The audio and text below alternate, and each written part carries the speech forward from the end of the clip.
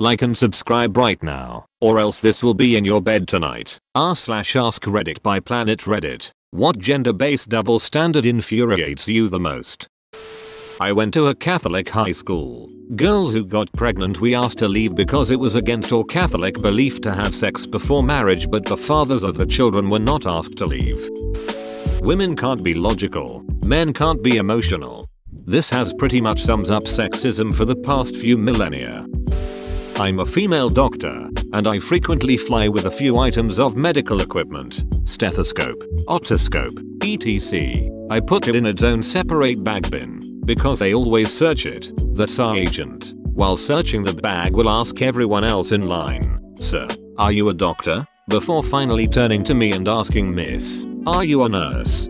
My mom's a doctor, and my dad was a house husband. One time I got sick in elementary school. So I went to the nurse, who was going to call my parents to come get me. The nurse asked me where I could call my mom, and I said she was probably busy at work and she should call my dad. The nurse ignored that and asked where my mom worked. The intensive care nursery at blah blah medical center. Okay, who should I ask for? Dr. Zappa? No, you mean Mrs. Zappa. She's a doctor. No, you mean a nurse. No, she's a doctor. So she looks up the number in the phone book and calls the ICN. The receptionist answered, and thanks to the giant 1990s corded telephone, I could hear both ends of the conversation.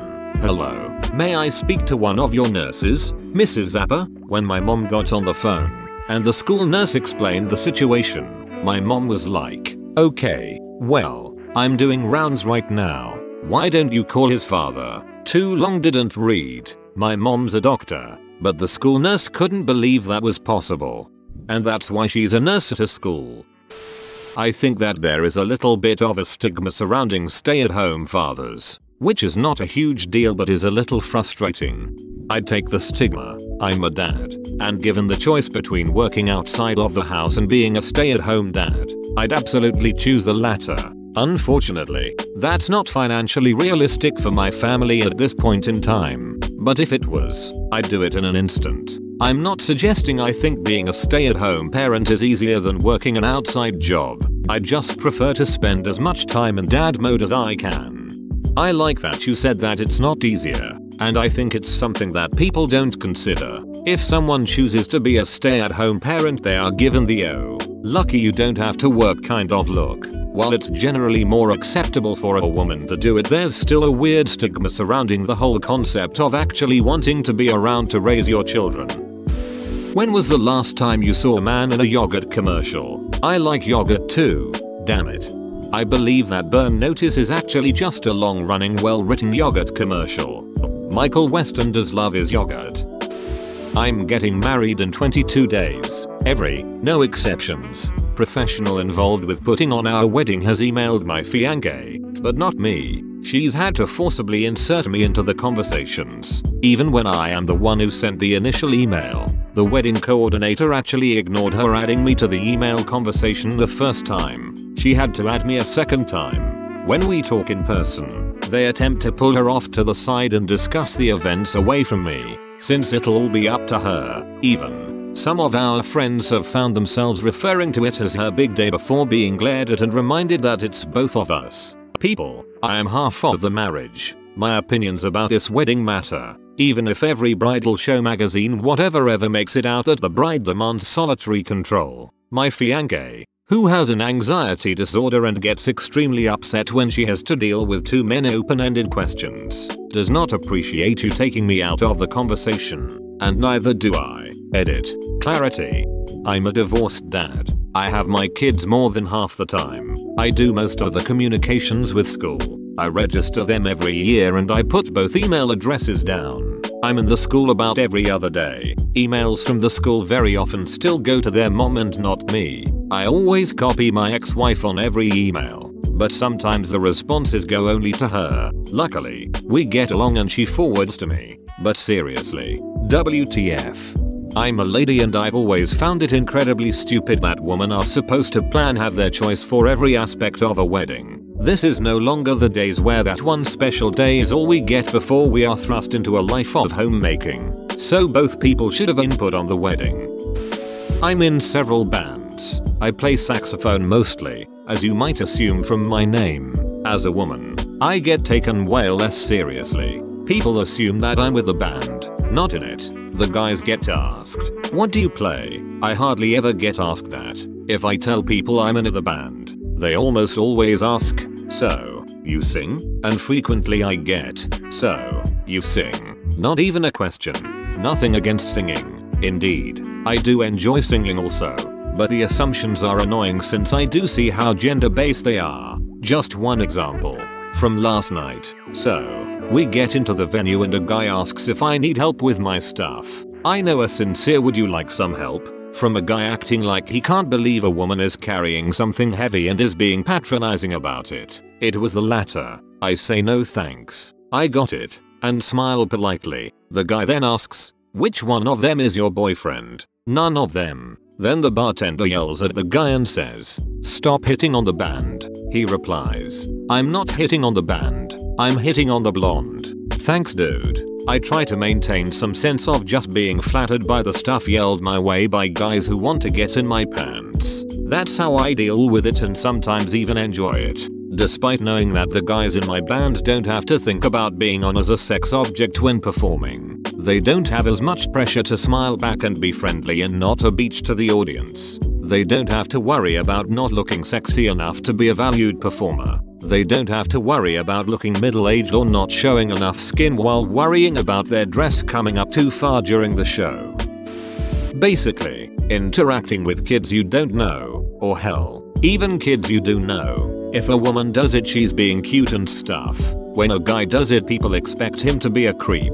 Like when you see a kid that has lost her parents in a store. When a female takes that kid by the hand to search for his parents, it's a nice gesture to comfort the kid. When a guy does it, he's a potential rapist. This, for reference, I'm a 23-year-old guy. Back in August, I went to a water park with some friends. At the water park, they had one of those playground things with a giant bucket that dumps 1,000 gallons of water on the people below every 90 seconds or so.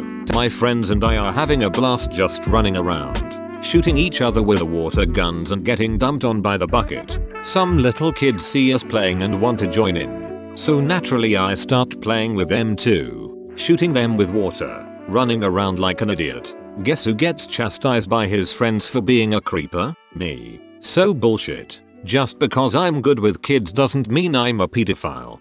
This bullshit gets me more angry than just about everything. For reference, I'm a 20-year-old guy. Almost all of my younger cousins are female. As is my duty as an older cousin, I'm often asked to babysit. I'm fine with this as my little cousins are awesome.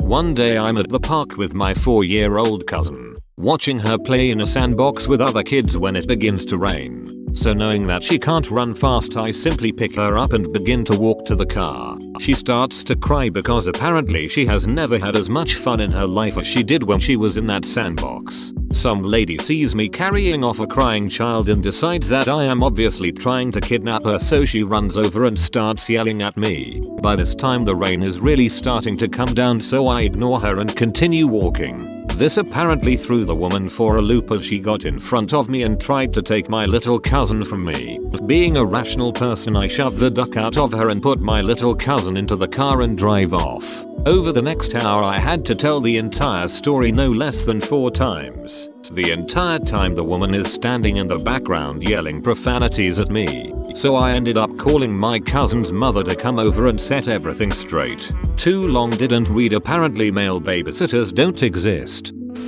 Right now, in the next room, a family member is trying to convince someone it doesn't make him less of a man to report physical abuse at the hands of his dunt of a wife. Go help him. Trust me, I would be there in a second if I could, but he's a few states away and the shit happened like a week ago. He's fine right now. She's out of the country. It's not the first time it's happened though, and it came up on the phone earlier. Apparently he dropped the divorce bomb tonight, so that's good. Those commercials where men cannot use paper towels. Only their wives know. Only women can unlock the power of wiping liquids off surfaces. It's all benevolent sexism where advertisers pitch to the sex of the person they think will buy the product based on an idea that people buy into an amplified version of what their gender is supposed to be good at. We all can wipe liquids off surfaces. Men aren't too dumb to do it and women aren't particularly skilled in the field. If I'm gone for a week hardly anybody bats an eye, but while my wife was away for a week the help came from every direction. Why the scare quotes? Because the help actually consisted of every female family member and friend of my wife treating me like a ducking child. Cooking, cleaning, laundry, childcare, you name it. They assumed I couldn't handle it, and then the looks of condescension when I said I could manage just fine. Thank you very much. Their mouths said well, cool if you need anything, but their eyes said oh his poor children. I appreciate offers of help, but not when they are founded on pity. And where's the help for my wife when I'm not around? Join our community Discord, link in description. That is a woman I want to hold every drooly poopy baby that passes me by. Thanks. I've had people literally try to hand me their babies and I've turned them down. Do you want to hold her? Not really. Also, the times I have held babies I feel no connection or sense of, or that I guess every other female feels. Only awkwardness. Also my friends mock me for the way I hold them. I'm a 22-year-old female and I have never held a baby in my life. Men have offered, but I politely refuse. To be quite honest, I can't stand them. Male elementary school teachers are always viewed as potential kiddie fiddlers. That's funny. I've always liked male teachers more than female teachers. They just seem way more laid back than female teachers. Most of them, anyway. One of my best friends was a teacher for 2 years. Was what he went to college for. One of the reasons he quit was the fact that anytime a female student needed help after school or during his planing period he had to call another teacher into the room to just sorta hang out due to the risk he could be accused of something. 40 people died in an attack, including 20 women and children. I guess the rest were just men. Oh well. This comes from the days when every adult male was in the military. Women and children used to mean civilians. That doesn't make it any less stupid today though. When a girl is being nice at a bar, she wants to have sex. When a guy is being nice at a bar he is creepy. Neither of these are correct. Why isn't it socially acceptable to be kind to one another in a social setting? Also, for both genders, if you are nice to the opposite gender, you are flirting with them. Damn it. Maybe I just want to make friends.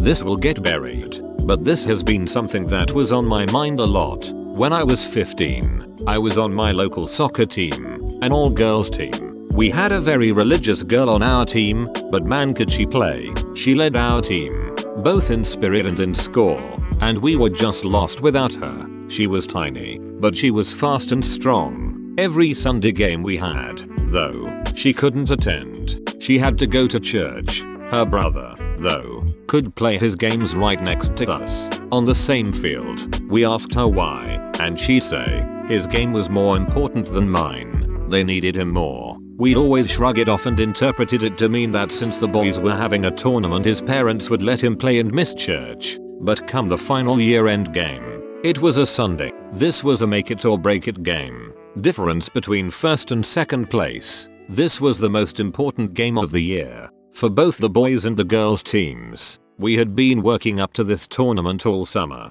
and we were getting ready to wrap it up. The finals fell on a Sunday morning. She couldn't play. She had to go to church. Her brother attended. It may not be the double standard that affects me the most, but knowing how well that girl played, she could have gone pro. Easily, if not in soccer, then in track and field. Those parents may have ruined one of Canada's future greatest athletes by showing her that in their eyes her accomplishments as an athlete weren't to be proud of any more than a kid being good at board games. That's pretty ducking infuriating. Edit. Well, it looks like this wasn't buried. Don't I have egg on my face? Short girl adorable. Short guy lame or creepy. It makes me sad. As a guy who is 5 foot I sadly approve this message. Edit. Wow guys. Thank you so much for the kind comments. I really was not expecting it out of this thread. I would say my confidence has been raised by a significant amount. Thank you my Reddit brethren sister. I tend to be very attracted to men that are around my height, about 5 feet 4. I have no problem with dating a guy shorter than me. There are girls out there like me. As a guy, I can sum up all my anger and rage in one sentence. Men are not allowed to be vulnerable. Sure you can. Just not with shitty people. I'm a big hairy dude, and I've been completely open vulnerable with close friends when really needed. Just like they have with me. If a friend thinks less of you because you have basic human emotions, needs, and concerns, then they're not that close of a friend. That's fine. Not all friends are like that or share that connection. But men absolutely can be vulnerable. However, if your issue is with that men can't be vulnerable all the time, then that's a bit different. Imagining a 25-year-old male virgin and a 25-year-old female virgin conjures up two different images.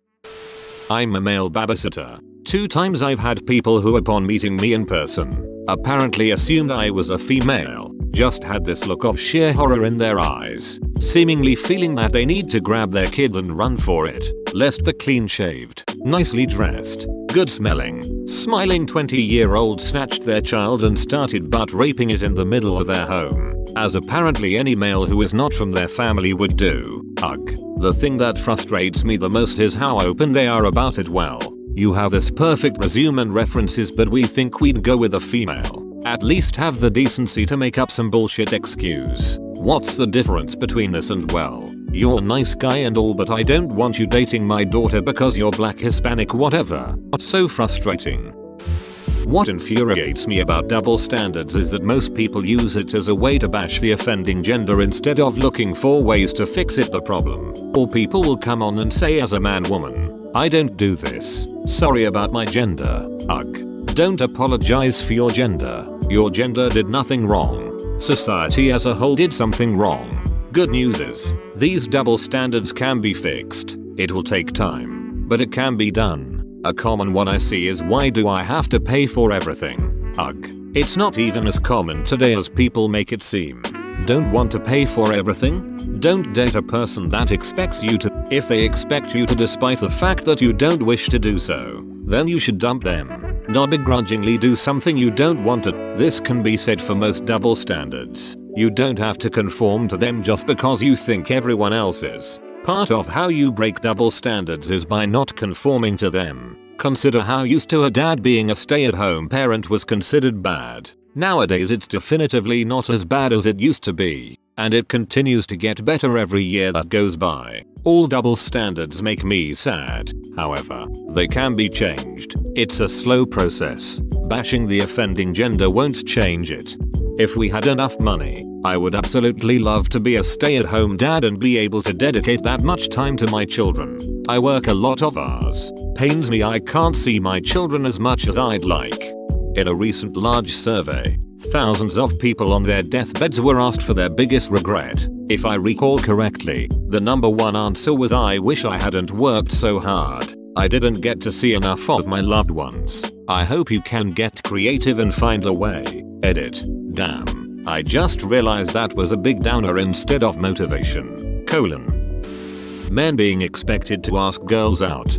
I'd love to be asked out. I'm so dumb with emotions. I can't tell if someone is into me. Oh man. I don't know why, but I had to log in and tell this story. I am sure you and everyone here won't care, but darn it, I want to tell it. My ex broke my heart about 3 months ago, and I just finally got around to going back out on the social scene and attempt to socialize with people. I decided to visit a bar I am considered a regular at and sat and chatted up with the bartenders while waiting for a friend to meet me. Eventually this lovely woman stands right next to me and looks at the menu. I ask if she had ever been here before or ate here, and she says no, so I inquire as to what she is in the mood for and offer suggestions. Long story short, conversation flows with her, and she goes back to her group of friends. My buddy eventually shows up, so we talk and the night goes on. Eventually, she comes back to order a drink and we strike up conversation again, and she informs me she is about to leave. We, oddly as you'd think I would have asked earlier, exchange names and she says to me, "It was great to meet you. Name. I really hope to see you here again." Then she pauses for a long time. I look her dead in the eye and say, "Yeah, was fun. Have a good night." The minute she walks away, I look at my buddy and it instantly dawned on me that I should have asked for her number. Felt like such a clueless idiot. Alas, I have not seen her since. Thanks for watching. Subscribe for 3 videos a day.